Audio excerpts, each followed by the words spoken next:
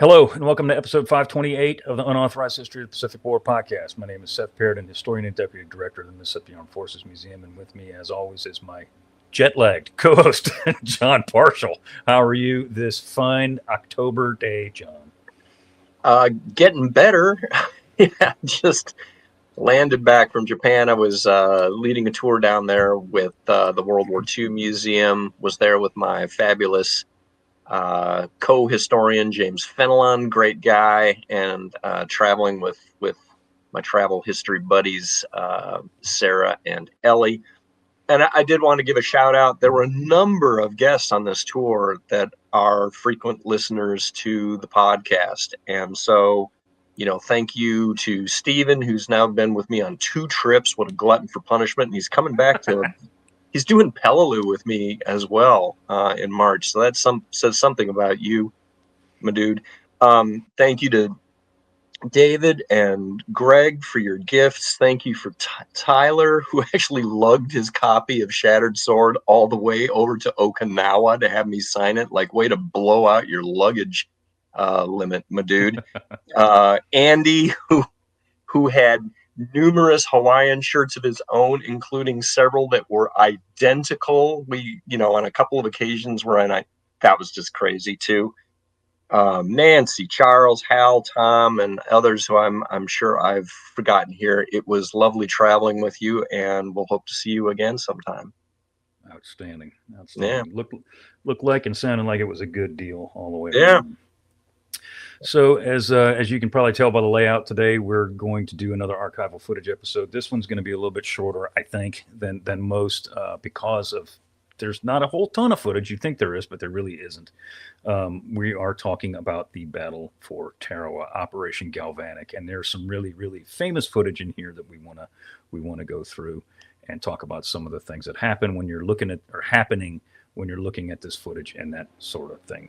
All right. So can you see me? Can you yes, see the sir. All right, cool. Yeah. So this footage that we're going to see, it's a mixture of color. It's a mixture of black and white. And it is what it is. Some of it's, it is what it is. It's mixed color. It's mixed black and white. We're going to talk about one specific cameraman, a guy named Norm Hatch, so that if you know anything about Tarawa, you know who Norm is. Norm did not film all of this, but he filmed a lot of it. And it's some pretty interesting stuff, so you give a little background on Taroa. If you haven't looked at the episodes that Bill and I did way back when, season 2, we did 3 episodes on Taroa because we felt it was that important, because this is the kickoff to the Central Pacific Drive. This is where everything starts, really, right? And we're learning a lot of stuff in the course of this as well, and a lot of it not necessarily good stuff. Yeah. So the things that happen here at Taroa, Batio, whatever you want to call it, really influence and inform everything that happens after it. And and I made the argument too, and I think it'd be tough to beat that it influences events in Europe as well, because this is not the first American amphibious landing of the war by any means. No, but it's it is the first amphibious landing of the war in the Pacific where the Americans face a heavily defended beachhead. Yep. And, this influences a lot of things that happen on both sides of the pond. So, all right, with that, let's get to it. So we're moving through some of this footage here. This little DD right here, this is the USS Fraser, DD 607. We always like to try and, that's pretty obvious right there, ain't it? Yeah. Give shout outs where we can. I love it when there's a nice big number there. It's just like... It does. We don't have to go to the nerderati for this one. Even John and Seth can figure this one out. That's even. It looks like that's a 607 on the nose of that ship there. I think what they're doing here too is they're transferring mail. I don't believe they're because you see the line right here. They're probably bringing mail. Destroyers usually brought mail to the big ships. What ship that this is being filmed from, God only knows, because you can't see this vessel at all. But okay. So this is some stuff you've probably seen. So Norm Hatch and his cameramen, of which there were at least 2 others that I know of, filmed a ton of footage on Taroa, and it was lumped into a movie that was made called With the Marines at Taroa. And you'll see this shot right here in there because this is a briefing. This is a briefing for these guys here on Taroa. The gentleman that cat right there Mm-hmm. is Lieutenant Colonel Herbert Amey, and I believe that's pronounced right, Amey or Amey, Amey. He is the commanding officer of Tutu, 2nd Battalion, 2nd Marines. Okay. He's briefing his officers and his Marines, and some of the other shots you'll see in the upper works of the ship. There's a bunch of dudes like hanging out the windows, and they're looking down. They're clearly listening or watching to see what he's talking about. Yeah. And this is where we're going to land. This is what's here. Here's the airfield. Blah blah blah. Amey is one of the first guys ashore. He gets in there, I think, in the 3rd wave. He's 3rd wave, so he lands in an LCVP, and we can talk about those in a little while. And he faces some pretty vicious fire coming ashore. He does get ashore. Once they get ashore, they clear some obstacles ahead of him, and they start to move inland. He lands, I believe, my notes here. I do not have the beach that he landed on. Is either Red 1 or Red 2.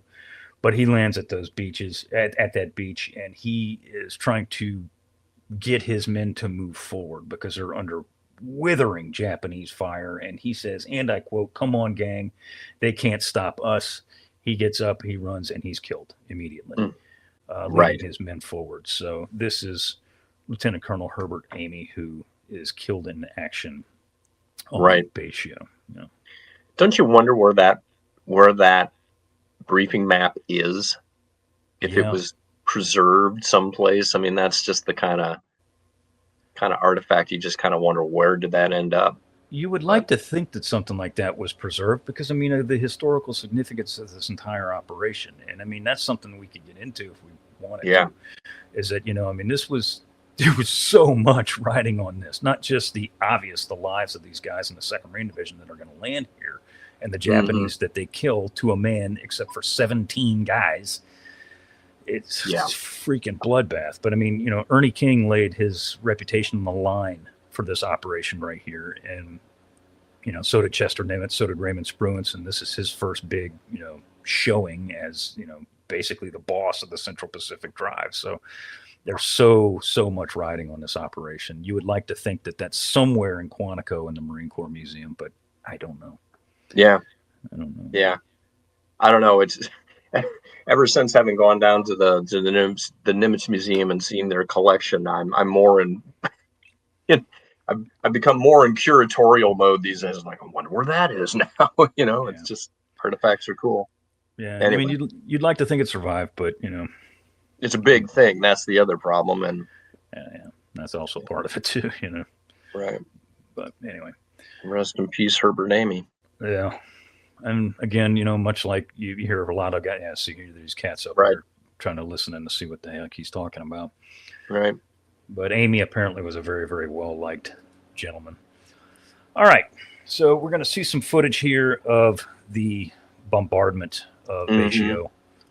Now, up to this stage of the war, well, let me preface this by saying the United States Navy had promised the 2nd Marine Division that the bombardment that they were going to get going ashore on Bayshore would be the greatest, bombardment ever witnessed by human eyes, and blah, blah, blah, blah, blah. And, kind of to a point, it kind of was, but there's a lot of stuff that happens. There's a lot of things that happen. Chester Nimitz wasn't Christ. He wasn't infallible. He made mistakes. And one of the things that he did here was he specifically requested that the naval bombardment, or he didn't request anything. He ordered that the naval bombardment last, just for only a few hours, as opposed to the 36 hours that the Marines wanted. And Raymond Spruance was as well. They were very concerned about the Imperial Navy maybe coming out to try and stop this very invasion. Yep. And of course, we know that doesn't happen. But well, and just to set some context here, this is November 1943. We haven't had a carrier battle at this point in more than a year, because both sides' carrier forces have basically been in the shop. This is halftime in the carrier war. Yeah. And the Japanese by this time have reconstituted, their carrier forces, even though they've squandered some of those air wings down in the Solomons. So, Chester is within his rights to think that the Japanese will come out and fight for this particular island. There's a lot of things that happen in here on the lead up to this event that make you scratch your head. And one of our favorite people to bag on is here, and he does some stupid stuff too, and that is Holland Smith. Love me a good Holland Smith bag if I can get one. So well, here you go, because here's your Right. opportunity to do so. So Julian Smith was the divisional commander for the 2nd Marine Division, and Julian Smith obviously wants to land on Basio with as many human beings as he can that are wearing United States Marine Corps uniforms. Yeah. Holland Smith, in his infinite wisdom, decides to hold the 6th Marines as divisional reserve, as Corps Reserve. Corps Reserve, and not allow them to land on D-Day. The 6th does get ashore, but not until like the very, I forget what exactly hour, but well after the first 2 days of the event on Tarowa. And of course, Tarowa was 76 hours. Right. But so he's leaving. Holland Smith is leaving Julian Smith a whole regiment short, landing on Tarowa. And what it equates to eventually is a 1.6 to 1 ratio of Marines against Japanese on the beaches. Right. Which is not a healthy, we typically like that heuristic to be around 3 to 1, if at all possible. And if you'd had an extra regiment of troops, you probably would have been fairly close to that. Yeah. Where do you come down on Julian Smith? I don't know that much about him. Julian Smith was so you don't hear a lot about him after this, frankly. Right. And I'm not really 100% sure why. He, again, not to sound like a broken record, but he's one of those dudes that, everybody who served under him really, really liked him. Mm-hmm. He was a very genial man. He was very quiet. He was not a charismatic. He wasn't as charismatic as like Archie Vandergrift or somebody like that. Right. Vandergrift just had this commanding personality. Yeah. Julian Smith was more of a grandfatherly figure to these guys in the 2nd Marine Division. And not that that's a bad thing at all, but he was very, very concerned for his men for obvious reasons. And he went so far, once he was told by Holland Smith that we're holding your 6th Regiment back as Corps Reserve, not Divisional Reserve, mind you, Corps Reserve. Mm-hmm. Once we're holding your 6th Regiment back, you're not going to get the naval bombardment that you want. And, good luck. Julian Smith actually went so far as to protest the orders that he was given to take this island, and wanted his orders that 6th was being held in reserve, that the bombardment was going to be cut short, put in writing. Yep. So years later, people wouldn't say that he, as I put in the notes, that he was, the general most responsible for the death of his own men, because he was convinced that it was going to be nasty. Right. And he was right. He indeed was right. And of course, we want to bag on Holland Smith wherever we can. Of course, after the war, he was the one that sat there and claimed, well, the Navy were the one that shot their bolt and, didn't allow us to do this and do that and do that. And to a degree, he's right, but he didn't exactly protest either until after the fact. So, anyway, such as it is. But for a while, they really do pour it ashore here, and we're gonna go back a little bit. So there's the destroyers here on this operation play a very, very large part, and we can talk about that when we get to that stage. Yeah. But with the fire that the Japanese were pouring on the beachhead, I mean, they were just cutting Marines down left and right, and the big guns like the battle wagons, like USS Maryland was out there, USS Colorado was out there. They couldn't pinpoint their targets, but the DDs could, as we know. They could get up close on shore. There were some instances, I believe it was USS Ringgold, Rigggold, that got as close to 1,000 yards offshore and is pumping rounds in there. And I mean, that's that's rifle range. That's rifle range. So, I remember.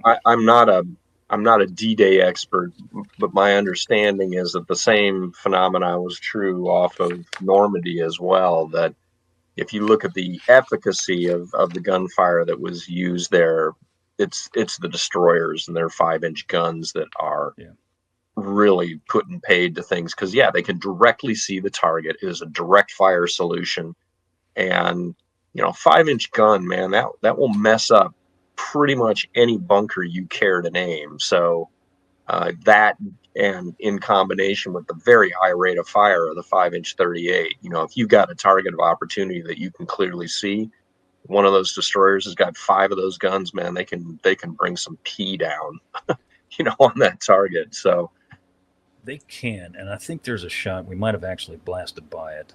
Let me go back a little bit. Bear with me here, gang. Yeah. Oh, there we go. Right here. Yep. Come on. Whoop.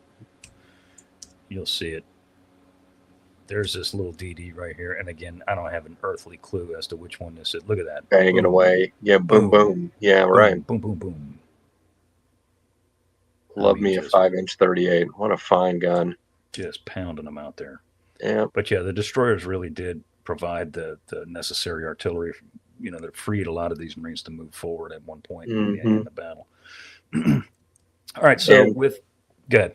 Amtrak's ahoy. Yeah. LVT 1s, I think there's a couple of LVT 2s in here. This isn't the first time they're used in the Pacific by any means, because there's some on the Canal. Yes. But this is the first time they're used in an amphibious assault in the Pacific, in the role in which you're going to see them for the rest of the war. Against a hot against a hot beach, a hot LZ. Hot LZ, that's what Vietnam for. Yeah.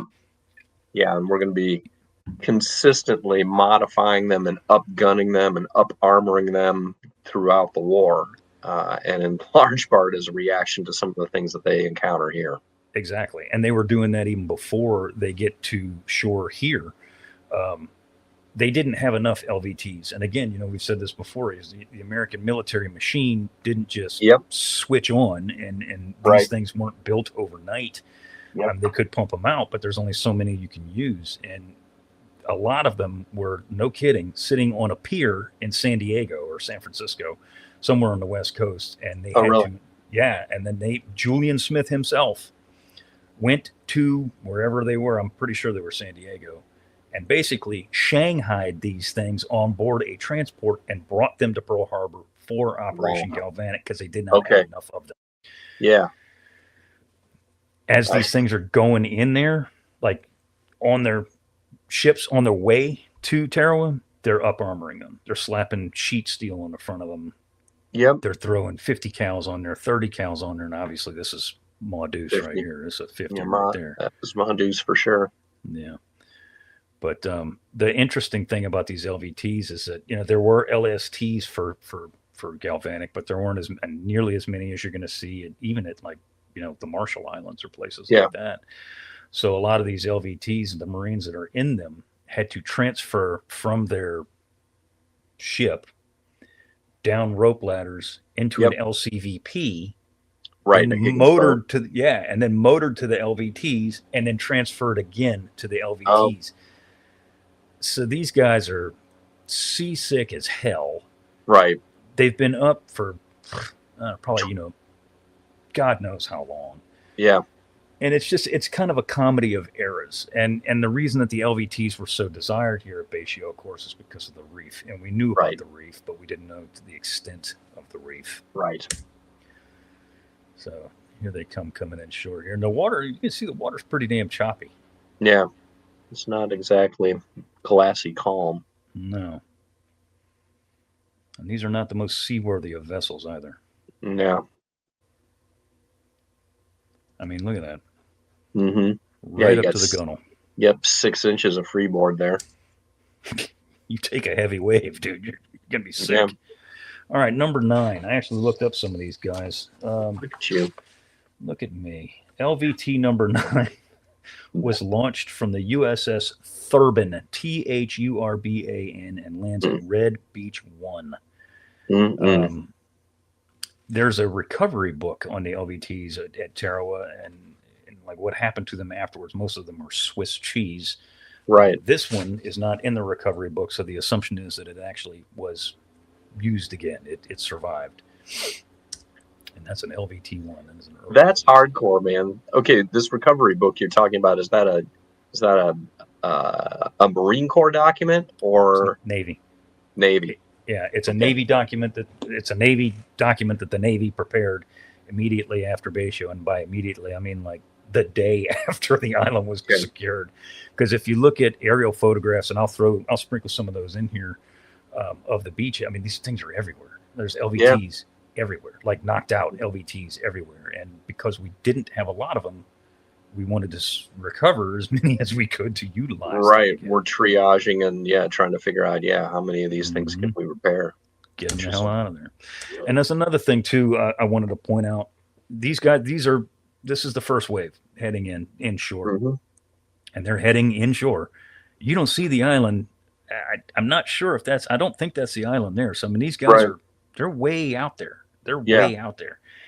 And if I recall, I want to say that the ride from the from the ship to shore in an LVT at Bayshio was almost 2 hours. Yikes. 2 hours. Well, and I seem to recall too that there was that the approach run also involved a 90-degree turn to come into the beaches, right? So we may be in the middle of this. We're not seeing the island because the island is off to our right or something like that.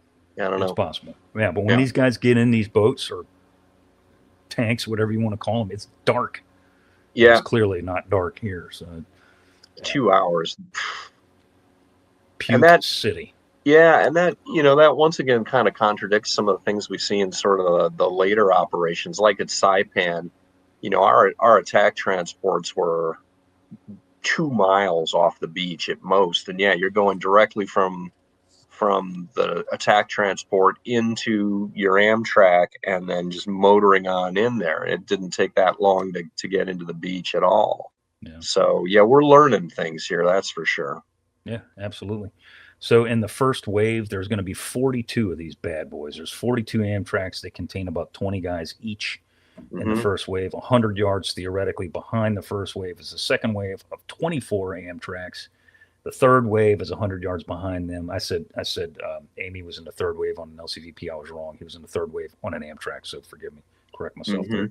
Third wave is 21 more Amtraks, and then the next wave is 4 through 10 are LCVPs. So, got it. Sorry about that. So basically a battalion worth of troops in the first wave and roughly half a battalion for each of the subsequent waves that are coming in. Ish, yeah. Ish, yeah. Number 26 here. I looked this one up and I just lost my damn notes. So I don't know.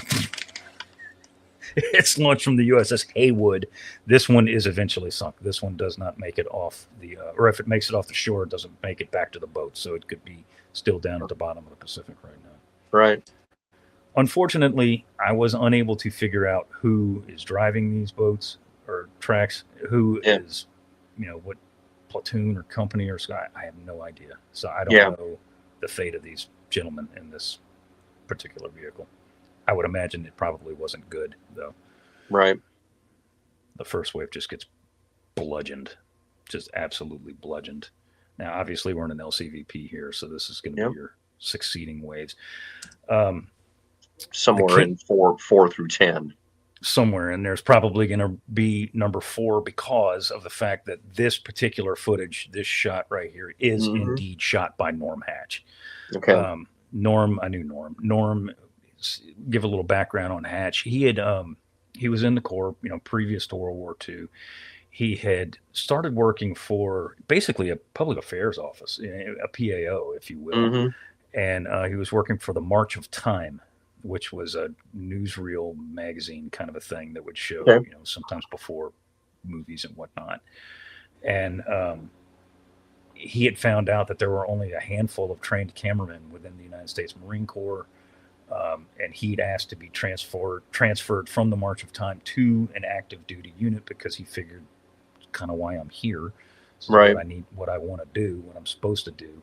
So he goes ashore with one other dude who's operating a motion picture camera. There's another guy that comes on later. I want to say in day 2 or day 3. Yeah. But on D-Day, Norm and one other cat, and I don't remember, Kelleher, I think, is the other gentleman with the camera, and they're there with, the rest of the 2nd Marine Division to film Operation Galvanic. Before he goes to San Diego to meet 2nd Division, he goes to Hollywood, and he goes and buys every 16 millimeter camera that he could find and all the footage that he could lay his hands on. Yeah, And he buys all this stuff.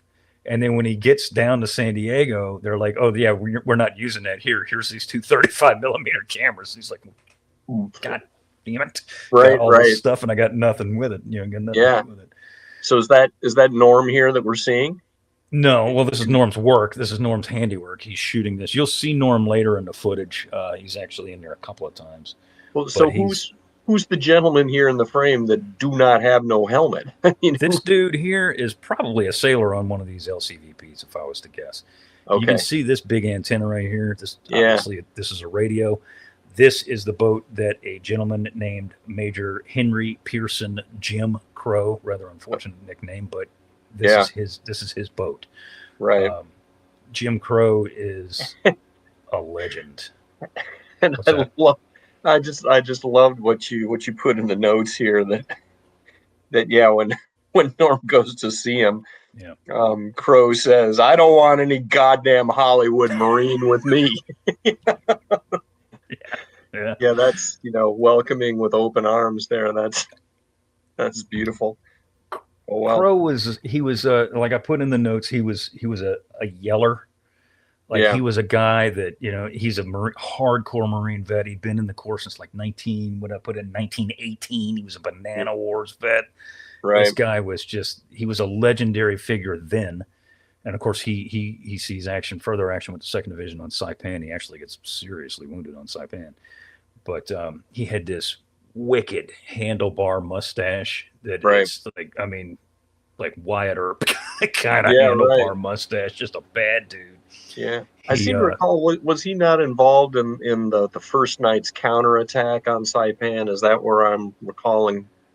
If I recall correctly, yes. And that's where he receives that wound, right? Wounds, plural, yeah. Wounds, yeah. He gets hit with shrapnel from either a grenade or mortar, or who cares? It perforates him, right, and essentially knocks him out. And for a while, and it's he and his runner, and I cannot remember the runner's name. But they're up ahead of the Marine lines by like 30, 40 yards all night long with a couple of M1 carbines, and they're holding off 20, 30 Japanese all night long. Yeah, good times. He's a bad, bad, bad man. So I love the fact that meanwhile back at Tarawa that Norm eventually convinces him that, hey, I actually do know how to hold a rifle, and it could be useful. And so Jim basically says, "All right, but stay the hell out of my way." I remember Hatch told me, I said, because I asked him, I said, how did you get assigned to go? How did that work? And he's like, well, I didn't get assigned. I asked to go, and they essentially left it up to me as to who I wanted to go with. Mm-hmm. And insofar as who he wanted to follow. And apparently he started asking around, like, who is the baddest dude out here? Because that's the guy I want to go with. And they all said universally, Jim Crowe is the man that you want to ride with. If you're looking for action, he's the dude you want to go with, because that is he will find it. And he does. He most certainly does. Oh my goodness. Yeah. Yeah, there's a story when they're going ashore in the LCVP, of course, and we can get to that in a minute. They drop them off way out in the surf. These guys have got to wade like, in some instances up to like 600 yards. Right. Through the freaking, open air. Mm-hmm. And Hatch is wallowing because he's got all this camera equipment, all this other garbage with him, and he's wallowing in the water behind Jim Crowe, and he's like, I'm going to follow Jim wherever he goes. I'm going to be in his hip pocket. Mm-hmm. And he like stumbles and he looks up for 1 second, and Crowe is, they're all under fire, and Crowe is running at a full like gallop through the surf, leaving Norm Hatch, and Crowe's like 20 years older than Norm. Right. Just leaving Norm in the dust, and Crowe's just hauling ass for the shore to take command, because that's what he did. That's the kind of guy he was. But lots of LVT shots here. You can see something here. I'm going to go out on a limb and assume that this is our island out here, because there's smoke out here in the background. Yeah, you can say, there we go. There we go. CVPs. Yeah, this was just a debacle as they're getting closer to shore.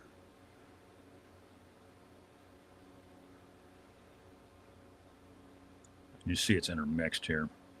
Yeah. Okay. Yeah. Yeah, buddy. Yeah. Those are kabooms. And those are not American kabooms either. Those are Mhm. Japanese kabooms. Because at this point, and again, you can see it just right here. Let me back it up. Watch right here. There's a couple of strikes right here. Mm-hmm. Boom, boom, Yep. boom. Boom, Out in boom. the water. And they're shooting Yep. at these dudes coming into the water here. So that's Yep. Japanese mortars or something, God knows what. Yep. Here we go. Look to your bottom right. There's something afire right there. Yes, clearly. That's going to be an LVT, guaranteed. Guaranteed. So as it turns out, 3 hours of naval bombardment is not, in fact, sufficient to knock out the beach defenses here on Beshio. Not at all. Not even. One of the early successes. You know, we talk about the big quote British-made guns that aren't British-made guns. The big British. 8-inch. Yeah. Right. Who the hell made them? They're Vickers Armstrong, I believe. Yeah, and there's consistent misinformation that goes around on a lot of these tours that I lead. You run into Armstrong designs and Ellsworth designs that were all manufactured under license by the Japanese. Although the 4 8-inch guns that are here on Tarawa were actually of British manufacture. There was a group of 12 of them, I believe, that were shipped to the Japanese in like 1905. And then 4 of those guns end up out here at Tarawa to be used as coast defense weapons. But there's this consistent mythology that, oh yeah, if you run into a British gun here on these islands, it was at Singapore and the Japanese brought them out here. Like, no. The Japanese had plenty of both 14 centimeter and 15 centimeter guns, which in many cases had been secondary weapons for their older battleships like Satsuma and some of the earlier generation dreadnoughts that they had. When those ships have been scrapped, sometimes under the auspices of the naval limitations treaties, they landed all of their secondary weapons and would then end up reusing them for coast defense purposes. So that's what you see here. Yep, that's exactly what you see. You see the same thing when we go out to Tinian. There are a pair of 14 centimeter guns out there. One is still in a cave. That's pretty cool. But yeah, they're just all over the place, because what this marks is the point in the evolution of the Japanese Navy where they are still licensing technology from the British, but they are transitioning to be able to manufacture that technology on their own. Yeah. Now those guns, to my knowledge, they're all still there on Beshio. There's 4 of them, I believe. There are 4 of them, and they were all knocked out by the pre-invasion bombardment. But there are other direct fire weapons here on Beshio as well, which were capable of doing harm, and indeed they do. Yeah, yeah. There's a lot of anti-boat guns, a lot of 47 millimeters out here too that just perforate these LVTs and to some degree LCVPs as well. Yep. But the 8-inch guns were among the first to open fire on the Americans coming ashore, and I believe it's Maryland and Colorado counter battery fire. And they just smoked those. Yeah, knocked them right out of the water or off the shore there. Yeah, that's an interesting sort of foreshadowing, because of course it's going to be Colorado who's going to get shellacked by some of those guns on Tinian. Anyway, yeah, she loses like it's bad 20% of her crew or something like that. No, it's not that much. It's not that many, but several. I can't remember. I think 60 crewmen are killed, another 100 and some, or I mean. Yeah, this trio of guns, which had not been located on Tinian, they open up on her, and she is disagreeably surprised. Anyway, and you can still see one of those guns at the Tinian International Airport to this day. It's one of my favorite artifacts there. Anyway, Tarawa. Let's focus on Tarawa, John. Yeah. The bloodletting has already begun. So Clearly, again, this is going to be shot. I'm not sure if this is Kelleher or if this is Hatch. I'm not sure. Doesn't frankly matter because they both came in on the same wave. Both came in on the fourth wave. So this is, you can see there's already some people ashore here. There's LVTs burning in several spots. There's more of them in the water heading ashore. If that's second or third wave, I'm not 100% sure. But yeah, it's already bad news on Bayshore. And I mean, it literally was one of those things. It's kind of like, when you see Saving Private Ryan and the ramp drops on the LCVPs and the 42s just start cutting loose. That's kind of how this was. Right. These guys get close in shore in the LVTs and they just start getting hammered. And they start piling out the sides of the LVTs and they just get gunned down. Yeah. And it's just an absolute bloodbath. I mean, you see there's little return fire coming in here. Yep. Right Boom. There. Yep. Right there.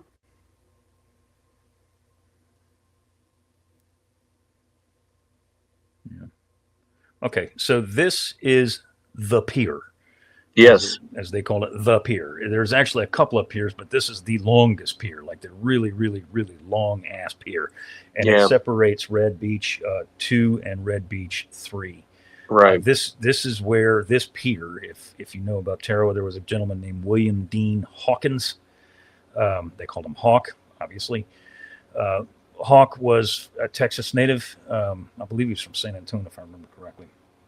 And he was actually the first American to land on Bayshore. His job, he was leading the scout snipers and from 2nd Division, and he lands on that pier. And his job was to run the length of the pier and kill, yes, sir, and kill whomever they run into. Right.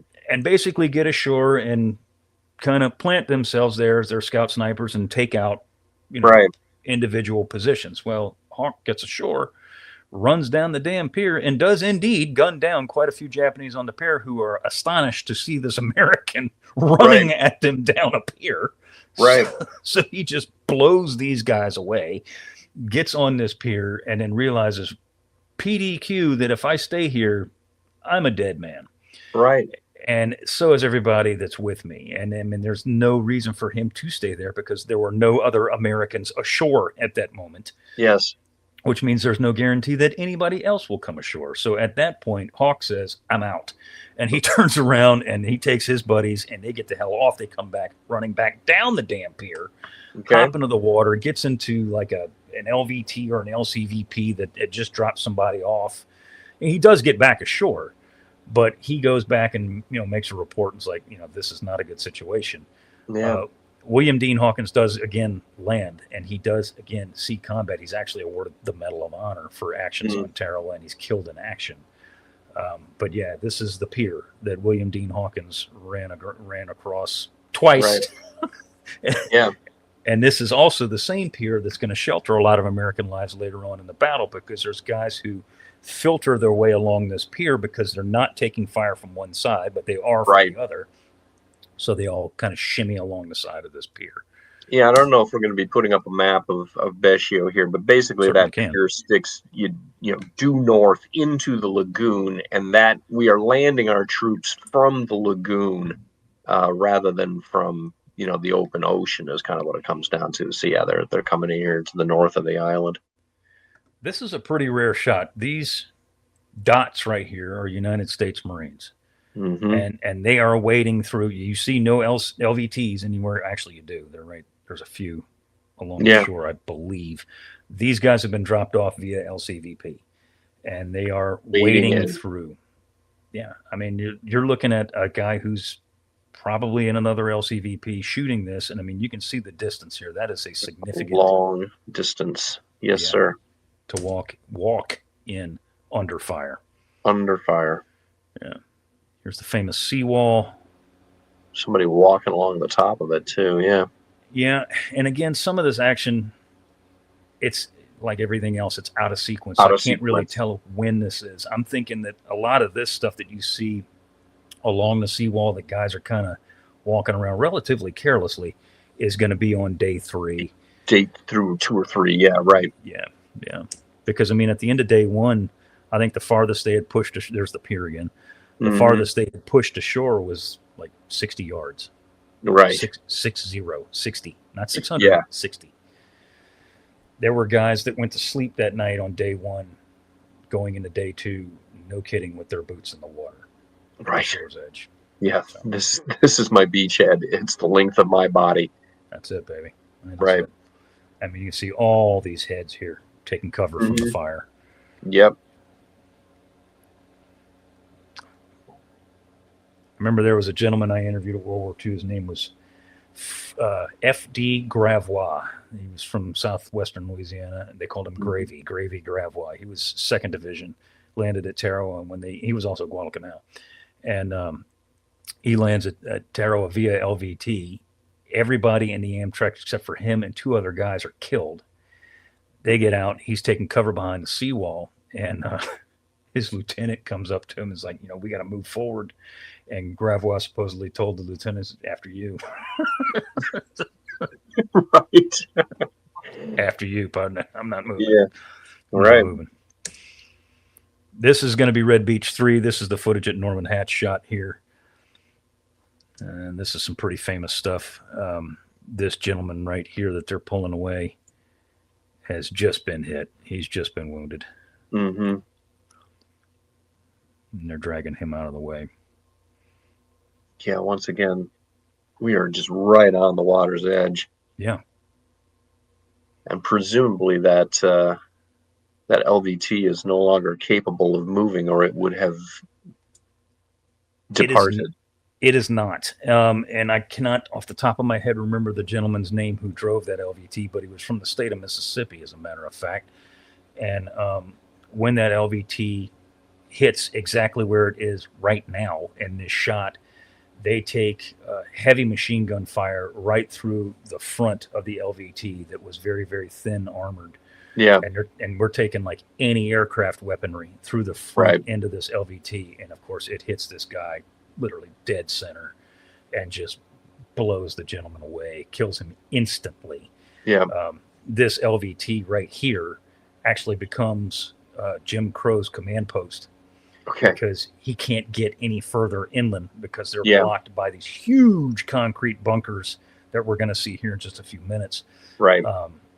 And they can't penetrate. They don't have the necessary equipment until day 3. They don't have the necessary equipment to breach these blocks, these pillboxes, so they're just sitting there. But this is Red Beach 3. These guys are bringing, looks like radio equipment. That was another thing on Bayshio. The radios, again, first time, the radios were crap. Yeah. They weren't working, and they got wet with salt water, and they were kaput. They were dead. Right. They were not working whatsoever. Even drying them out, which took an awful long time. The communications were hit or miss.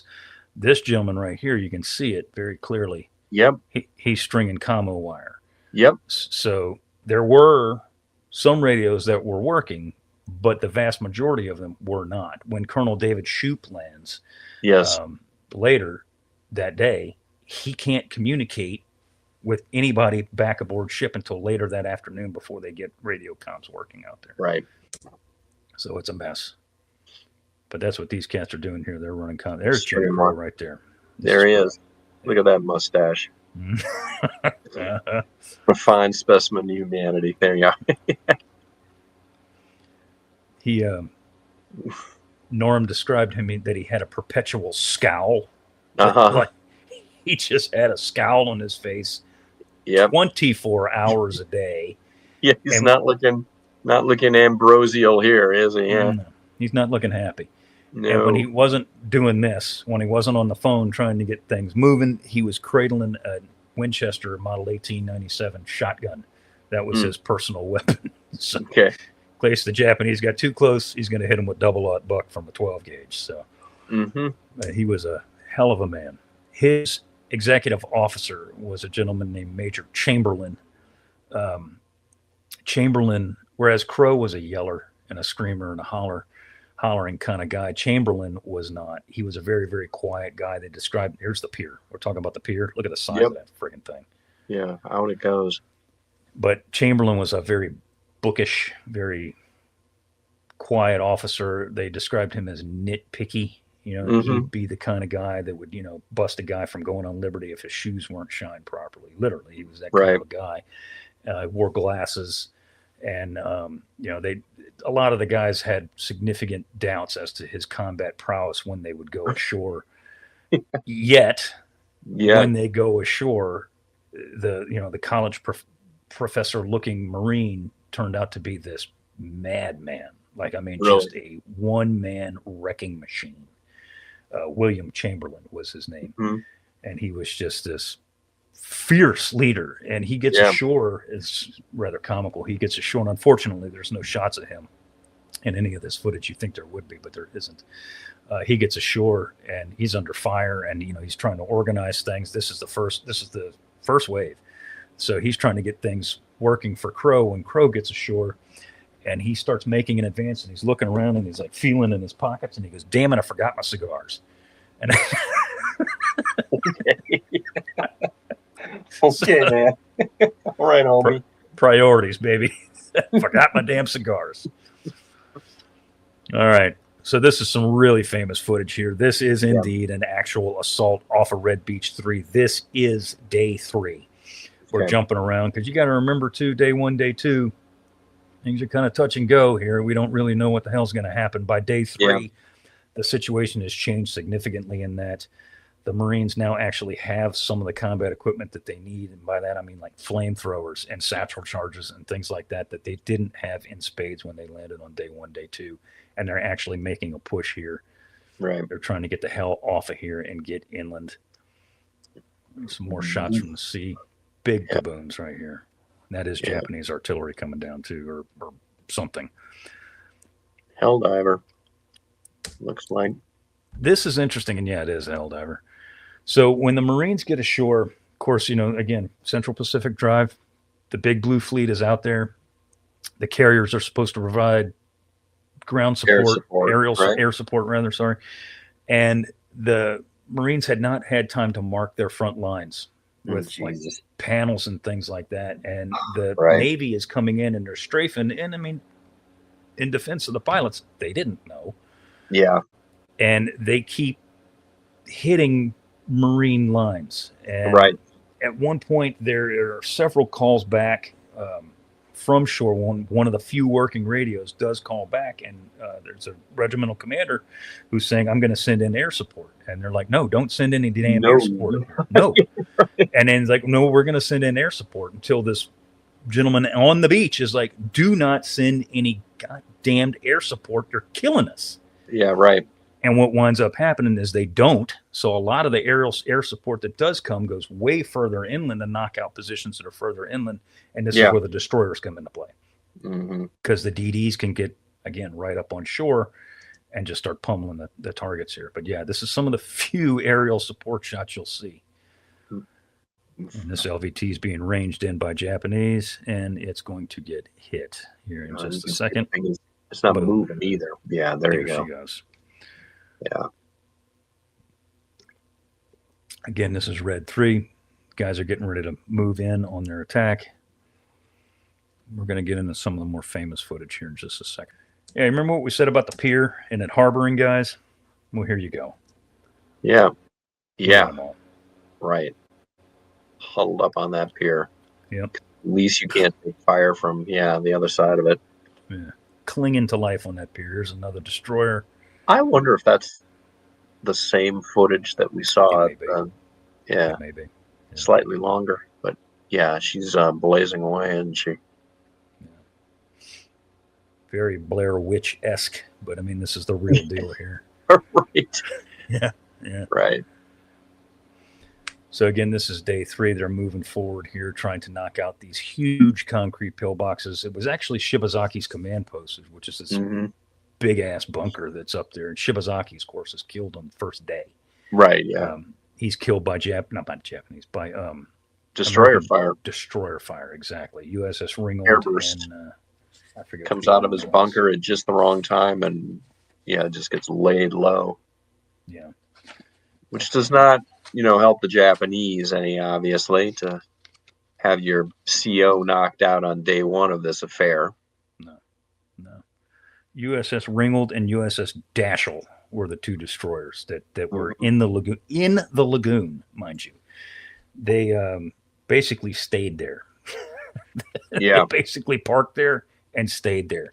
One would go out, get more ammunition, relieve the other one, and they just keep going in there and back and forth. One of them takes a shot through the hull at the waterline from a Japanese shore battery. It's Dashel, I believe. And USS Ringgold is the one that's given credit for killing Shibazaki. They commenced fire at 1516 on the eastern edge of Sector 214. And that is precisely when Shibazaki happens to come out and gets knocked out. Yeah. Yeah, I love this. I love this message here that Colonel Shoup on Red 1 sends back on day one. Have landed, unusually heavy opposition, casualties 70%, can't hold. That's not what you want to be hearing if you're Julian Smith as divisional commander. That you've walked into exactly what you thought you were walking into. Yeah, you've a walked death trap. Into a buzzsaw. You've walked into a buzzsaw. And I mean, that was not, an uncommon thing because they were an incorrect thing because they were significantly concerned about a Japanese what we call bonsai attack. Yeah. That night. And it was, thought that if they do come out of their fortifications and rush us, they very well could push these Marines into the water. Mm-hmm. Because, as I said, there were some guys that went to sleep with their feet in the friggin' water. Yeah. So it's not a lot of tactical depth here in our beachhead. No, not at all. Not at all. Okay. Again, moving inland. This is so. One thing about Bayshio is it was a teeny tiny place, little bitty island, and I mean you can see the 280 acres is the total real estate that we're talking about here. Yeah, teeny tiny. I mean you can see literally from one end to the other on the bird's tail, if you will. Mm-hmm. Is that a Sherman out there in the? I can't tell. There were Shermans there. Yes. Is that one? I mean, it appears to have a turret there. So I'm going to say probably. Yeah. There were 14 Shermans here at the island, and a number of them were knocked out in the water. I believe that a grand total of 6 got to the beach, and of those, only 2 are operational by the end of day one, which again demonstrates just we're in early days when it comes to these sorts of things, because fast forward to Saipan and the other fights in the Marianas, by that time each one of these divisions is going to have typically a battalion of armor attached to them, 50 odd vehicles, whereas here on Bayshio, even though we've got technically 2/3 of a division, we've only got about 1/3 of the normal complement of amphibious tanks. And either we didn't think we were going to need them, or we didn't have them available, or whatever. But man, they sure would have been. If you posit that the Marines could have had another 40 Shermans here, man, that would have made a humongous difference in terms of being able to apply direct fire to some of these beach defenses. And that's how I mean, that would have saved hundreds of Marine lives, because for sure these beach defenses and some of the further inland defenses, which they're not stacked heavy like you see it like Saipan and places, or Iwo, or it's not that big a place. No, but they're knocked out by and large by Marines with satchel charges or dynamite in some cases, literally lighting fuses and flicking a stick of dynamite in there. And then going in there and bayoneting everybody that's still alive or not alive. Right. And I mean, they're cleared out one by one, generally by men. A tank with a 75 could have done that a lot quicker and a lot more safely. For sure. Heck yeah. Yeah, it's unfortunate. But again, you know, I believe it was Chester Nimitz that said there, you know, because there's a lot of criticism after Tarawa in the United States Rightly. news media about the Absolutely. massive loss of life here in this one instance. And Nimitz said later, I think it was Nimitz, said later there had to be a Tarawa. Right. Not saying, you know, not trying to be crass and saying that you know, these guys had to die, but Right. we had to learn somewhere. And Yeah. it was going to happen sooner or later, and this just happened to be the place. Yeah. Painful. Very painful. So, in the annals of warfare during World War II and in motion picture warfare, there are only a certain few times where you see enemy troops, Yes. not in an airplane or a tank. I'm talking people. Yeah. Alive that aren't prisoners of war in film, Combat. on film, in combat. And Tarowa, you see it twice. And to my knowledge, like you and I were talking about via text or whatever it was the other day, I think there's only like 3 or 4 instances of this in the entire war. Right. And 2 of them happen on Tarowa. Right. So that'll tell you how close the fighting was, where in that such a rare occurrence is caught not once but twice on the same island by the same dude too, by the way. It's Norm Hatch. And then one of them is right here. So you got your boy up here popping at targets with his bayonet in M1. And not long after that, you kind of get a shot of what the hell it is he's shooting at, because there's a guy that comes running out of here pretty quick. And this is a very famous set of shots right here. But all this is happening within a 30-yard, you know, area. Yep. These set of trenches are moving off of Red 3 inland. This is before Bonnyman's bunker. We're going to get to Alexander Bonnyman here in just a minute. Sure. Yeah, got a bar guy there. Yeah. Now watch back up in here. Oh, yeah. You can see him. There he is. Yeah. Yeah, the length of the Arasaka, right, is just immediately notable, too. Yep. Dead giveaway. Yep. There he is. Yeah.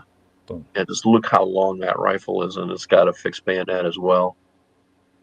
Rico Sentai right there. And down he goes. Yeah. So you remember the cat sitting up there with the M1 with the bayonet on it? That's this shot is taken just beneath that. Mm-hmm.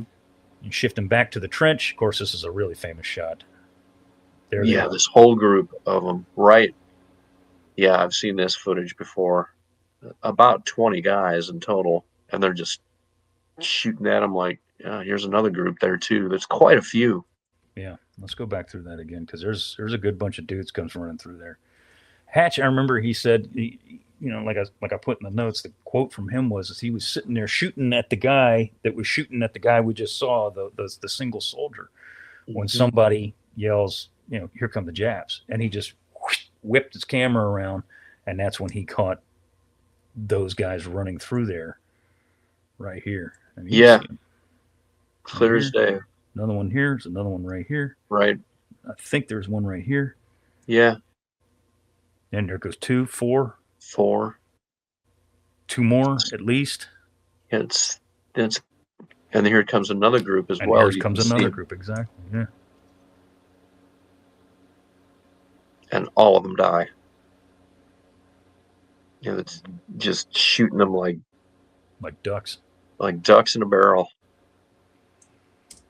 Yeah. That's one of the more. Of course, we don't see their demise that happens off camera to the left, but you know, these gentlemen here are taking pot shots at them from the side. You get an idea how fast this is. I'm going to play it real time now.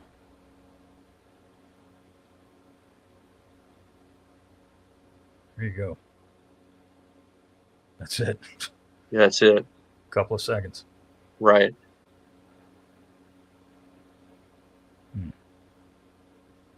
Yeah, he always claimed that was the best shot he ever took. Right. In the whole war. Yeah, and he's at Saipan too. Norm is at Saipan, and of course he's at Iwo Jima. Norm is in charge of 5th Marine Division's photog unit. Yeah. For Iwo, so Bill Janoust and guys like that answered to Norm Hatch on Iwo Jima. Yeah, and I forget the number of actual Japanese combat troops that were captured on Beshio, but it's measured 17. Okay. Yeah, I knew it was no more than 20. We do capture more than 100 Korean construction workers here, but yeah, again, in terms of combat troops taken, very, very low numbers, and most of those guys would likely have been either rendered unconscious or not in a position to kill themselves, and that's why we were able to capture them. Yikes. Very, very close combat here. Yeah.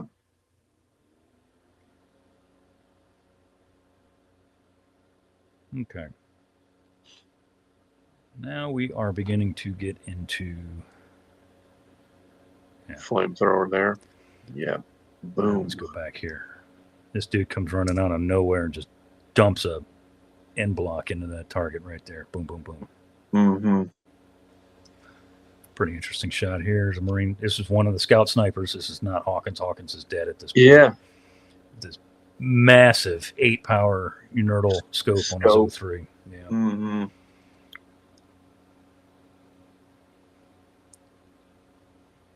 Sitting next to what appears to be a 37 millimeter American anti-tank gun. That's exactly what I was going to say.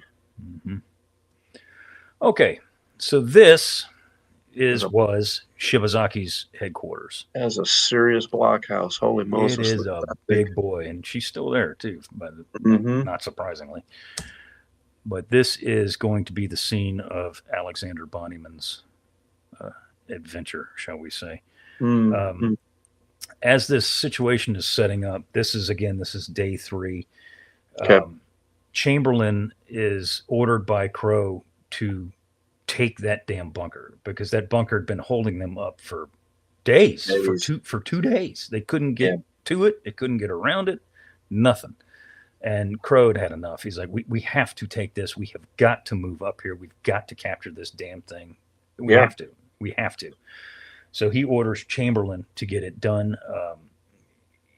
There's 3 fortifications, actually, that he orders Chamberlain to take out. A couple of them are taken out by artillery, and by that I mean flamethrowers and satchel charges and naval gunfire. So he gets lucky with that. They take out 2 of them, but the big boy, the one that you're seeing here, isn't it isn't touched. Yeah, you're not going to take that thing out with anything short of a battleship shell. And then maybe. Even then. Right. Yeah. Right. So what they're going to try and do is Chamberlain's going to basically organize this assault to run up the slopes of this thing, because it's not only is it a concrete blockhouse, but it's covered in sand. So it's absorbing any kind of artillery shell that is coming at it, but it makes it accessible. Yep. And for those viewers who are like, well, why didn't we use a battleship shell? It's because the circular error probable on a battleship round is measured in, hundreds of yards. We got Marines that are, practically cheek to cheek with this thing. So we're far too close to this target at this point to employ naval gunfire against it. It's got to be taken by direct assault. And that's unfortunately exactly is what is going to occur here. At 0900 on day 3, Chamberlain kicks off his assault. And just before that, he goes to Norm Hatch and he says, I think you might want to come along. We'll probably get some good shots of this. If you want to shoot something. If you're here for excitement, this would be the place. Yeah. Right. It's about to hit the fan right here. Yeah. Right here. It's going to be, exciting. So he goes, Chamberlain briefs all his people, and he essentially says, look, we're going to run up the slopes of this son of a bitch. And when we get up there, we're going to start dropping grenades and satchel charges down the ventilation holes, and we're going to shoot anybody that comes out of it. Simple as that. And we're going to be under fire the whole time, but it's got to be done. Right. So he briefs all his men. They're all like, okay, fine. Chamberlain just yells, all right, let's go. And he gets up and he runs. And Chamberlain and Norm Hatch and Kelleher, who is Hatch's assistant, run all the way up the side of this bunker. Yeah. Stop at the top. Yeah. Turn around, start looking around, and they're the only dudes that did it. We is it. Yeah, right. That is it. Chamberlain apparently looks around, sees there's nobody there, looks at Norm Hatch and goes, what the hell just happened? Right. Because there's nobody with them. They were the only ones that made the assault. Right. The other Marines are down there. Norm looks over the top of the bunker, looks down, And he says that there's about 20 Japanese, and they're looking right up at him. I mean, eye to eye. And he tells Chamberlain, he's like, we need to get the hell out of here now. Such a bad feeling. It's just... Yeah. They come hauling ass back down the hill. And again, this is Norman Hatch telling me this. He says Chamberlain was so furious, I'm sure, that he was literally shaking. Yep. He was so mad. He was shaking. Right.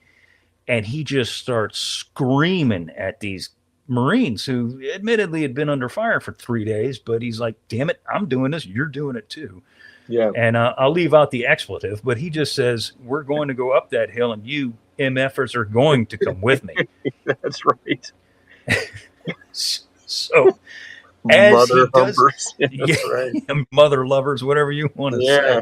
Mm-hmm. As he does this, as he starts berating these guys, a gentleman named Lieutenant Alexander Bonnyman, who was an engineer, he told him, Chamberlain tells him, he says, look, I want you to get up there and knock this stuff out. Mm-hmm. Bonnyman says, I'll be the first ones up there because he has the satchel charges. He's got grenades out the wazoo. He's got a flamethrower man. They want to get up there and knock out the position. So theoretically the Marines could come up there without, as heavy fire as they normally would. Yeah, that is precisely what happens. Now, we did this in an episode a long time ago, but I wanted to do it again here because this is so footage, focused. Chamberlain is conducting this operation. He's conducting this assault. There's a little fence that does like a 90-degree turns, like a sand fence you see at a beach, to keep the sand from rolling in. Right. And he's sitting behind this fence, and this is where he's, directing this assault to go through. Alexander Bonnyman is going to work his way around the back end of that fence and come up to Chamberlain's left as he's going up this hill on top of this bunker. And Bonnyman's assault team is very small, very, very small. He's got, let's see, about 4 guys that are going to the top of this hill with him. Yeah, I seem to recall that. That's what I was going to guess. 4 or 5 dudes. Behind him, there's like another 40. But in this initial push, it's 4 dudes that go up here. Right. Hang on, let me see if I can find it. I'm looking at the Amtrak out in the water there too. Another one of that would have been surveyed during the recovery book, and who knows what its fate is. All right. So as the assault is going to kick off, as I said, Chamberlain is directing the assault from this little L-shaped sand fence down towards the bottom end of the hill, and he's directing the 40-odd guys that are going to run up the slopes after Bonnyman and his. I said there were 4 guys going up the hill with Bonnyman. I was wrong. There were 3. There were 2 guys with Bonnyman, so a grand total of 3 human beings are going to go up to assault the top of this hill. It's Bonnyman who is going to lead the assault, and it's going to be his flamethrower man, Corporal Borich, and a rifleman with TNT, essentially, Corporal Niehoff, are the 3 guys that are going to assault the top of this hill, and you're going to see them plainly here in just a second. This is the assault team starting to form up here onto Chamberlain's left. And they're running up here. I gotta tell you, I'm sort of confused as to why so few human beings were. We've just berated a number of mother humpers who, we could have put more bodies on this thing. Yeah, I don't get that. So Bonnyman was a demo expert. He was an engineer. He was a demo expert. He is going to essentially, well, there's no essentially. Chamberlain tells him, I want you to go up there and blow this thing to pieces. Right. So we can get up there, and I want you to kill as many people inside this thing. Right. So we don't have to go in there and kill these damn people, is essentially what he tells him. And Bonnyman just apparently, from all reports, he just sat there and went, okay, will do. And he grabs his 2 guys and they go, and they're working off to the left. And as you're going to see when the footage starts, when we go through it, the rest of the Marines go, they swarm up the hill, quick, fast, in a hurry. Okay. But Alexander Bonnyman is easy to pick out in a lot of the beach photos. You see him in 2 or 3 beach photos, and he's a big, good-looking dude. His helmet was bare. He did not have a helmet cover on his helmet. I don't know why, but he didn't. And in the few photos you see of him on Basio, he does not have a helmet cover on his helmet, and he's carrying an M1 carbine. This gentleman right here is not wearing a helmet cover, and he is carrying an M1 carbine. This is Alexander Bonnyman right there. Wow. And as they're going up this hill, it's you have to understand he is constantly under fire. Right. Constantly under fire. And he does not give a rat's ass. He is standing there, and you can see him. You can see his two-man support team right here. Yep. Yeah. Here comes Borich. You can see the tank on the flamethrower, and there's Niehoff right about here. Yeah. And they're coming up, and he's clearly telling them something. And here they go. Right. Flamethrower guy. See, here's more support coming. There he is right there. Yeah. This is Borich here. This is Bonnyman right here.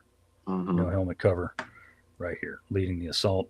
And you can see two of those ventilation covers, one just to the left of the assault team, and then, of course, prominent. Yeah, exactly. This T-shaped covers. Yeah. Pipes coming out of that bunker. When they get closer to the top, and they're about damn near there now, Bonnyman gets to the crest, and he looks over the top very briefly, and he sees a Japanese machine gun. There is a machine gun right here. Now, one has to assume that the Japanese placed that machine gun there not long after they saw Norm Hatch looking down at him from the top of that hill. Yeah, right. Because it wasn't there before, because it would have killed Norm if it had been there. Yeah. Bonnyman does not want to deal with that with the machine gun. He instructs the flamethrower man to roast the Japanese on the other side of that crest here in just a second. You're going to see it. They get up close, and they're taking fire from this machine gun at one point. There's a second guy with a flamethrower over on the left. Right there, yeah. I do not know who that is. Yeah. But here's the assault team. The Japanese is somewhere in this vicinity over here. Right. Boom. Yeah. Please to enjoy. Yeah. And the footage jumps here, so we kind of lose track of what's going on. But here's the flame from the just recent flamethrower shot. Now you see more Marines have clambered up to the top up here. Here's another flamethrower here. Yep. He's about to pop something here. He's trying to with his flamethrower here. Whoosh. God, what an awful weapon. Okay. This is Niehoff. He's right behind Borich right here. You'll see him. He's going to fling. Basically what he had were charges of TNT. That they cut the fuses on. And by cut the fuses on, I'm talking like, within seconds of lighting, you got to fling this bad boy because you see it go over right there. There it goes. Yep. Right there. Yeet. Please to enjoy. Okay. And there goes another one right here. Right. And that's all they're doing is flinging TNT on the other side. Right over the edge. The Japanese as they can. Onto the Japanese that are under, on the other side of that bunker. But that's Bonnyman right there. Boom. Boom. Let's go. That's a big kaboom. Yeah, that is. A couple pounds of TNT. Yeah, that'll wake you up. Yeah. Bow. Yeah. Bang. Yeah. Goodbye. So it's at this stage that the other Marines that are going to be on the other side of the hill over here start hauling ass, and they're starting to make their way up to the top of the hill. They're taking heavy return fire, as you see right here. Watch all these guys right here. They're like, time to go. Whoa. Yeah. Somebody. This is Bonnyman here. Here he is again. And upright throughout this whole thing. Through the whole damn thing. For all the world to see. Good gravy. Another charge. Just got. The white flashes in the footage, it's been assumed that it was exposed to too much light. Norm is shooting all this stuff, by the way. There's a photograph I'll lay in here of Norm Hatch filming this very operation. Yeah. His man Kelleher took a picture of Norm taking pictures, and you see Norm fearlessly standing straight up with the camera shooting all of this. Note Note that ventilation pipe, how perforated that thing is now. Yeah. And this is in a couple of minutes. Mm-hmm. So if you looked at it before, you could see it was solid, and now it looks like Swiss cheese. Yeah. This is Alexander Bonnyman right here. You see the other Marines have moved their way up to the top of or almost to the top of the hill. Yeah. But yeah, we're all kind of concerned about what lies over the military crest of that. Yeah, because hell yeah, and rightfully so. A lot of dudes about 20 feet that way. You can see him barking orders and telling these guys what he wants them to do. Yep. Hey, you. Right. Yeah. Now we get up to the top, and we are clearly shooting at people on the other side of this bunker. When they get up to the top, Note the little ladder there too. Sorry, just that's okay. Busting in here, but yeah, there's clearly a little ladder going up the backside of this thing. When they get up close to it, I mean, the Japanese inside could hear, of course, this going down. They can hear all this stuff going on. They certainly could hear those TNT charges going off. Absolutely. And kind of like they sensed their time was short, and they just came pouring out the back of this bunker. Yes. And that's what these dudes are doing right now. As these Japanese are coming out, they are just cutting them down. Yep. That's pretty much it. Mm-hmm. But you're still on the side of this hill right here. You can see there's a fair amount of dudes up there now. Yeah. But the action has pretty much died off. And again, I'm not sure if this is the initial assault team or not. It's hard to tell from somebody's back. It's all intermingled. You got a lot of people up here now. There's a good 30 guys up here or so. Yeah. At this stage in the action. Oh, look at that. What's that? Look at a crate of grenades or something there. Is that what That's exactly what that is, yeah. Yeah. Yep. Yeah, we need those. Yeah. Because we're just throwing a lot of grenades. Yeah, right. At this stage, Bonnyman's dead. Yeah. When he gets up to the top of the hill, he peers over the edge of the hill, and from all accounts, he took one right between the eyes. Right. And or somewhere in that general vicinity, and he rolls down the hill. A bunch of Marines do run behind him to keep him. They don't want him to. They know he's dead, but they don't want him to roll all the way down the hill, and they stop him from rolling. Is that what's going on shortly before this? I don't know. You see all these guys hunkered around here in one spot. It's possible. Yeah. Because there is somebody, there looks like there's something or somebody laying here and here as well. But, who knows? God knows. Nobody knows. But at this point, Bonnyman's dead. That is the luckiest cat on Tarawa. Yeah. Yeah. Holy Moses. That's Norm. Yeah. This is Norm here. Okay. Yeah.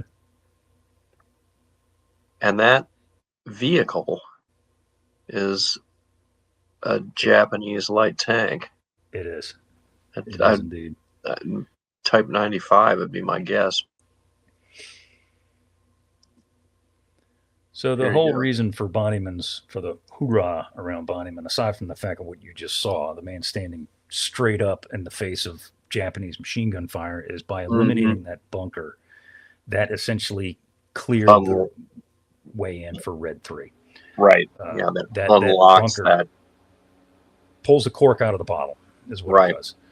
It had been holding them up for the better part of 3 days, and that attack where he gives his life and leads that assault up there that knocks that bunker out and kills all the people inside, opens the floodgates, and then Crowe's people just and that's pretty much it after that.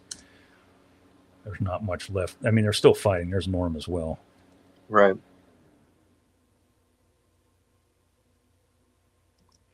So interesting. He's wearing a Japanese Special Naval Landing Force undershirt. Oh, interesting. That's what he's wearing, because in the earlier shot where you see him with the cat, he's wearing his fatigues. He's wearing his combat uniform. And he had been ashore for 3 days, and he was apparently so filthy that after they're going through some of these Japanese battle's over now. Right. He's going through some of these Japanese bunkers, and apparently he found a stockpile of these shirts, and he's like, I need a new shirt. That's a shirt. It is a Japanese Special Naval Landing Force shirt. Pulling the wounded out. Yeah. Now, again, this footage jumps around. Here's the Iowa kid right here, Pappy. Mm-hmm. This is going to be either day 1 or day 2 where we're looking at here, because they could not get enough LVTs to get to the shore to get the wounded out. There's one of those. There's one of those guns, yeah. Yeah, one of those 8-inch. So they're throwing these cats on these rubber rafts. Yeah. Mm-hmm. And they're pushing them along the pier out into the water and transferring them to either LCVPs or LVTs there, because the vehicles, when they got to the shore, they were still taking fire, and they were running out of LVTs. Right. So that's how they got the seriously wounded the hell out of there. And here's one of the guns exactly. Yeah. Yeah. That's a battleship. Yeah. Yeah, that's what that is. They will definitely bring the hurting. All shaven. Yeah. As you can see, the battle is clearly wound down. Mm-hmm. Hellcats coming in the land. One of them has a bit of a mishap here in just a second, as you're going to see. And this is on the 3rd day. This is literally at the end of the battle. They're bringing the aircraft in. This guy here does a little bit of a ground loop. We'll speed it up to real time. Burp. Ow. Ouch. But he walks away from it, so that's a nice landing. Yeah. What do they say? Any landing you can walk away from is a successful landing. Props a little worse for wear, but in the grand scheme of things. Yeah, so's the bird. So one of the more controversial aspects of Tarawa, as we talked about earlier, were the high Marine casualties. This is by far the most casualties the United States Marine Corps suffered thus far in the war. And one of the things that Norm mentioned is in terms of like per acre. Yeah.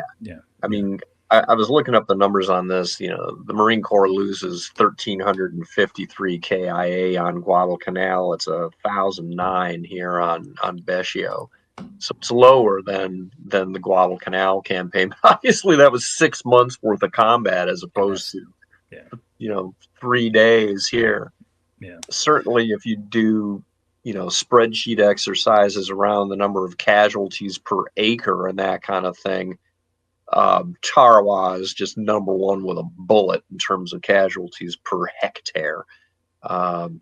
Just a brutal fight on a very, very small piece of real estate, and the net result is a lot of bodies lying at the water's edge. A lot of bodies lying at the water's edge, and that was something that Norm shot, and the other cameraman too. Mm-hmm. And they put this in the film with the Marines at Tarowa, and it was very controversial at the time because you didn't see American dead, and you do here.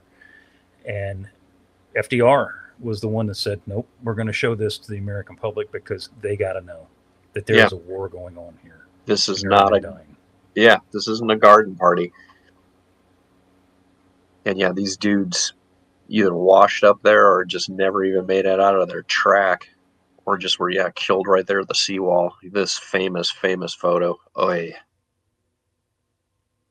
That's Tarowa. Yeah. And a knocked out Sherman there too, you noticed? I did not. Was there one there? Sure was. Yeah, back up. Doesn't surprise me. Oh yeah. Right there.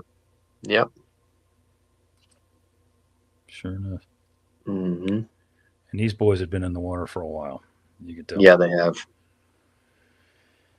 So Tarowa is, legendary in Marine Corps lore. It's the kicking off point of the Central Pacific Drive. And as we've said all along, it's something that, there had to be a Tarowa because there was a lot of learning that had to be done. And this is where the UDT, the roots of the UDTs are formed because of the whatchamacallit, the reef and everything that happens at Bayshore. This is where the UDTs are formed. This is why they're formed. Yep. Chester Nimitz orders that a naval gunfire school essentially be built on Kaho'olawe off of Hawaii to train naval gunners how to destroy reinforced Japanese bunkers. Because Nimitz himself comes ashore here at Bayshore, and a couple days later, I've seen the photos of it. Yeah, and he goes and he inspects all these Japanese positions that had held up these Marines forever, and he orders that naval engineers and Marine Corps engineers build exact replicas of these on Kaho'olawe to shoot up, how to destroy them. Yeah. Yep. Yeah. And this is where you get, to your point earlier, more tanks. There's more tanks going to be involved in a lot of these operations. You see that in the Marshall Islands in January 44. There's more tanks involved, more LVTs, things like that. It's all because of this. Had the Marine Corps switched over to their 13-man fire team concept by this point in time? I believe so. Yeah. I believe they had. So. Yeah. That my man Holland there. Yeah, I was going to say there he is. Yeah.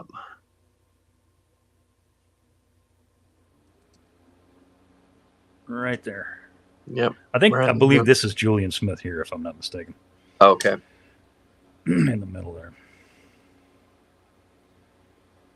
But yeah, there had to be a Tarawa. As hard of a lesson as it was, it had to be learned. Yeah. Because it does. Go ahead.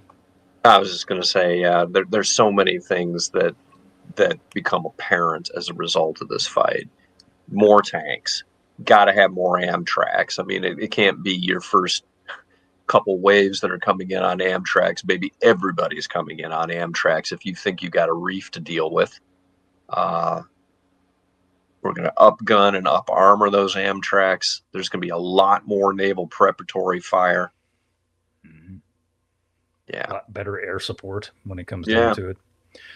I put this shot in here, and it's one of the last ones you'll see because of the sheer amount of souvenirs that are in this. Mm-hmm. You can see, as you said before, you can tell an Arasaka a mile away because it's like 10 feet long. So damn long, right? And there. One here, one here. This guy's got one, yeah. This guy's got one. That's an M1, but he's got an Arasaka here. They're everywhere. Right. There was no shortage of them, I'll just say that. There's another one right there. There's another one right there. Right there. Yeah, buddy. Taking that one with me. Yeah. There's another one right in front of you right there. I mean, they're everywhere. Mm-hmm. They're absolutely everywhere. It's funny, it's sort of an analog in 42 that I wrote about during the raid on Dieppe, which was obviously disastrous for the Canadians in particular. There was an American observer at that raid, no less than Lucian Truscott. And he learned some things from that raid as well, namely more of everything. There's few problems that unlimited firepower cannot fix, and that there is a lot of cross-pollination going back and forth between the Atlantic and the Pacific in terms of landing doctrine. That's one of the things that our friend John Curatola talks about in his book, is that the Army has adopted the Navy or the Marine Corps' amphibious playbook when it comes to landing doctrine. But of course, both of these threads are going to be modifying themselves through the landings in the Mediterranean and the landings in the Pacific. But there does seem to be a fair amount of back chatter between these services as to how to do these sorts of things. But yeah, in particular, a place like Tarowa really does bring up the need for just more, more firepower, more specialized weapons, UDTs, as you say, et cetera, et cetera, et cetera. More dudes, more guys ashore. 1.6 to 1 is not a ratio that you want to have at any time. I mean, we just got finished talking about Wake Island, where it was damn near 1 to 1 in some instances, and look what happened to them. Right. The only reason that two reasons that we succeed on Tarowa mainly, and I mean, you can say that more than pretty much anywhere else, with the exception of maybe Iwo, is that it is straight up Marines just getting in there and kicking ass and cleaning Right. out these bunkers. Right. And yeah, I mean, the naval gunfire, especially from the DDs, was huge. Yep. And again, we learned that here, and you see that at Saipan and Iwo Jima and blah blah Yep. blah blah blah blah blah. But You're going to see it at D-Day too. That same place, 5-inch gunfire from those destroyers and beaches like Omaha and Utah, Omaha in particular. A lot of those German, Wieders nests or whatever they're called. Those things get, they get knocked out by 5-inch guns. So, all right, good stuff. Good stuff. All right. Well, with that, are you got anything else? Are you good? No, I am all Tarawa out, man. I appreciate you for knowing this fight so much better than I do. It's kind of outside my normal bailiwick, but it's a fascinating event, and it's it informs so much. It's vitally important to understanding everything that happens after. So it's definitely one of those ones I've always had an affinity for. Yeah, is reading about Taroa. So it's anyway. All right. Well, if you're good, I'm good. I'm good. All right, cool. Well, with that, we want to thank you very much for listening and or watching this episode of the Unauthorized History of the Pacific War podcast. Give us a rating and review. We do appreciate it. If you have a comment, send it to unauthorizedpacificpodcast@gmail.com. And once again, my name is Seth Paridon. I want to thank you all very much for listening and or watching. John, my jet lag friend, go eat some lunch and go take a nap. Can't take a nap. Got to power through, baby. You can't. Thank you. Thanks to everyone for continuing to listen, and we will see you again next week.